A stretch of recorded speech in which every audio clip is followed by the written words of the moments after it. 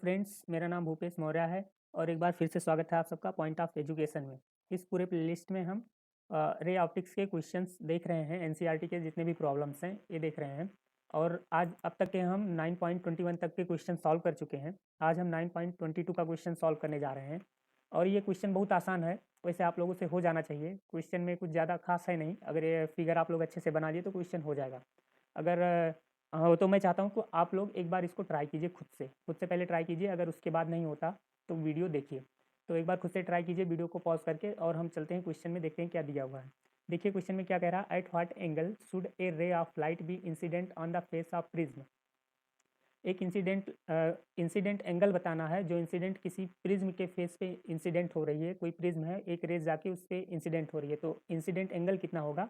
अगर refracting angle 60 degree दिया है प्रिज्म का, prism of refracting angle 60 degree इन्होंने दे रखा है। So that is just suffer total internal reflection, और ये टोटल इंटरनल रिफ्लेक्शन की कंडीशन हो रही है अदर फेस पे जाके। मतलब कि जो रेज प्रिज्म में एंटर कर रहा है वो बाहर निकल नहीं रहा, प्रिज्म के अंदर ही टोटली इंटरनल रिफ्लेक्शन हो रहा है।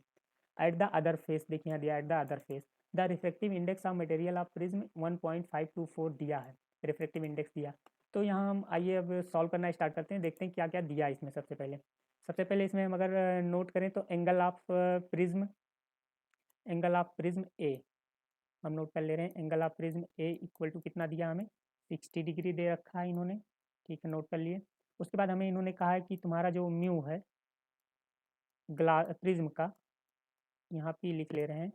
म्यू ऑफ पी जो है हमारा 1.524 इन्होंने दे रखा है। तो आइए एक फिगर से हम यहाँ पहले समझ लेते हैं कि फिगर में कैसे इसको हम दिखाएंगे। मान लीजिए ये मेरा प्रिज्म है, इसको हमने ए मान लिया, इसको हमने बी, और यहाँ मेरा सी है, ए बी सी हो गया। अब कोई इंसिडेंट रेज इधर से गई, उसके बाद इस पर इंसिडेंट हुई, तो इसको हम बोल रहे हैं क्या, आई। इस वाले एंगल को हम आई बोल रहे हैं। उसके बाद यहाँ से हल्का सा रिफ्लेक्ट हुई, यहाँ से अब इस पर एक क्या ड्रॉ करेंगे, नॉर्मल। नॉर्मल ड्रा करने के बाद यहाँ हमारा ये क्या होगा, रिफ्लेक्टिंग R1, इसको हम R1 मान ले रहे हैं। ये मेरा R1। अब यहाँ पढ़ने के बाद फिर एक नॉर्मल इस वाले सरफेस से, अब रिफ्लेक्ट होकर बाहर नहीं जा रहा, टोटली इंटरनल रिफ्लेक्शन हो रहा। तो इंटरनल रिफ्लेक्शन से ये जो रेज है इधर साइड चली जाएगी। रुक जाइए, दूसरा कलर ले रहे हैं। ये जो रेज है ये इधर साइड चली जाएगी। यहाँ से रिफ्लेक्ट होने के बाद ये रेज इधर साइड चली जाएगी और ये टोटली इंटरनल रिफ्लेक्शन की कंडीशन फॉलो करेगी। तो ये वाली एंगल जो होगी मेरी 90 डिग्री ई कहलाएगी, और ये वाली जो एंगल होगी उसको हम R2 ले रहे हैं। ये वाली एंगल R2 ले रहे हैं। अब देखिए एक इंसिडेंट रे यहाँ से गई, यहाँ इंसिडेंट हुई आई एंगल से, तो एक नॉर्मल यहाँ पर ड्रा किए परपेंडिकुलर।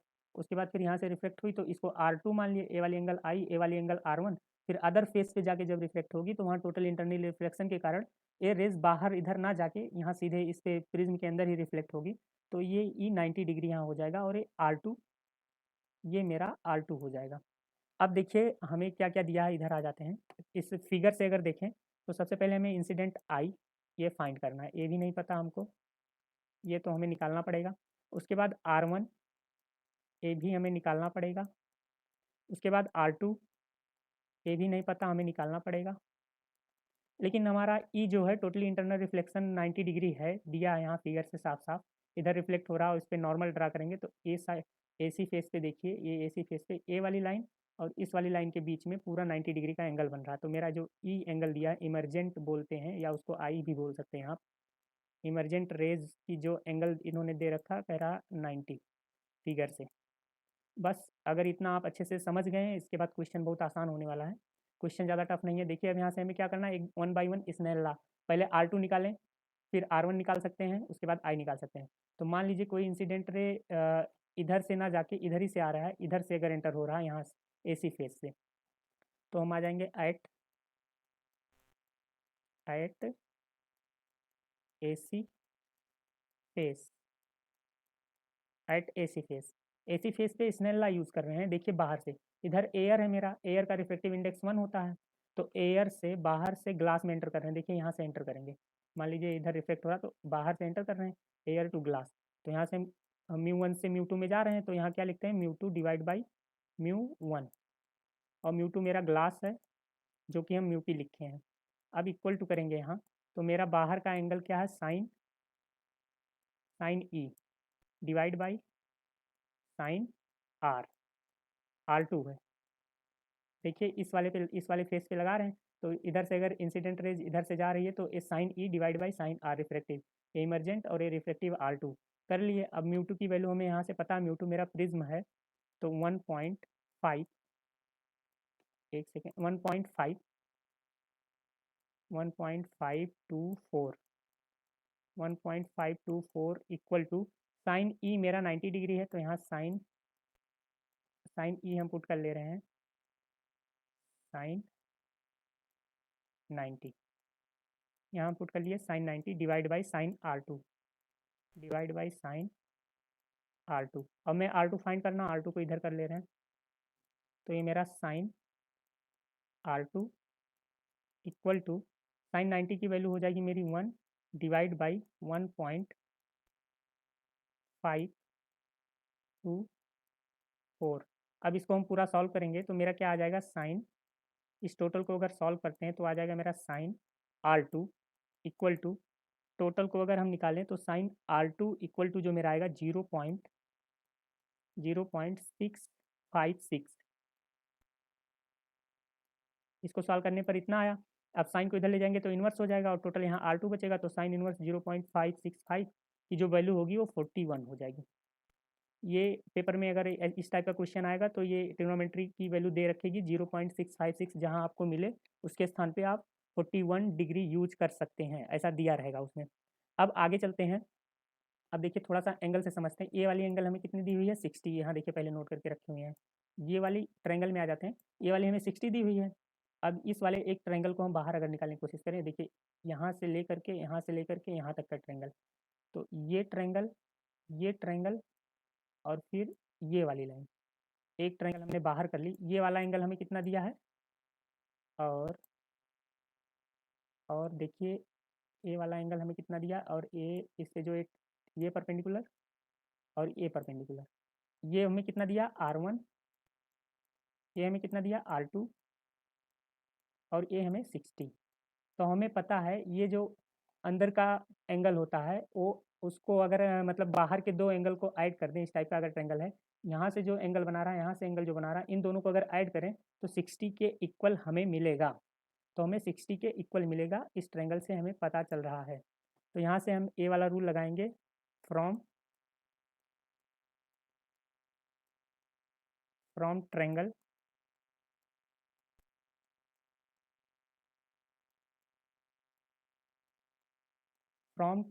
ले ले रहे हैं ए, इसको एफ नाम दे दे रहे हैं, इसको ई नाम दे दे रहे हैं। From triangle A F E,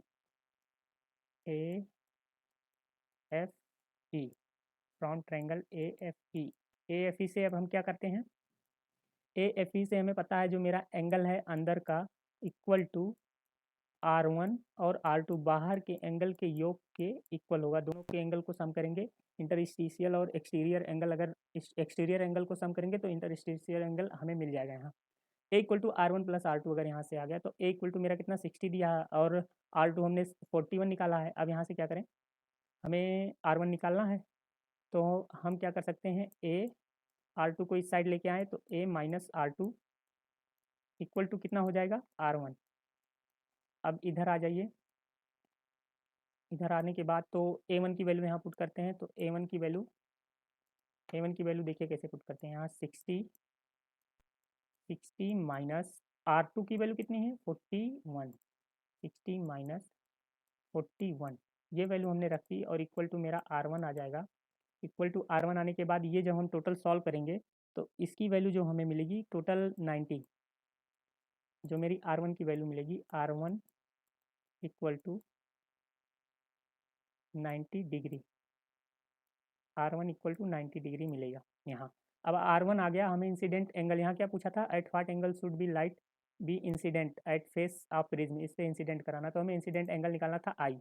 अब I आराम से निकाल सकते हैं। देखिए सबसे पहले हमने क्या किया, सबसे पहले R2 निकाला, R2 से फिर R1 निकाला। अब R1 निकल गया तो हमें ये वाला एंगल निकालना, तो अब की बार स्नेल लॉ लगाएंगे AB पे, तो at at face A B, at face A B, at face A B पे देखते हैं।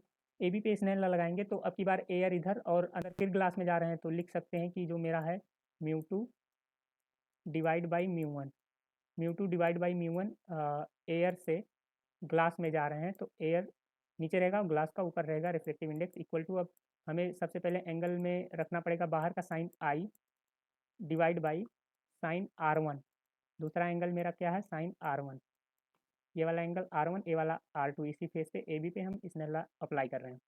अब मेरा क्या होगा, 1 μ2 की वैल्यू दे रखी है ग्लास की, मतलब ग्लास या प्रिज्म जो भी हो, प्रिज्म की वैल्यू 1.524, यहाँ से हमें पता चला कि इतना है, और नीचे एयर का 1 है तो 1 रख दिए, और ये साइन आई हमें नहीं पता है, यही फाइंड करना है, तो साइन आई को ऐसे ही सिंपली नोट कर लिए, सिंपली नोट कर लिए इसको।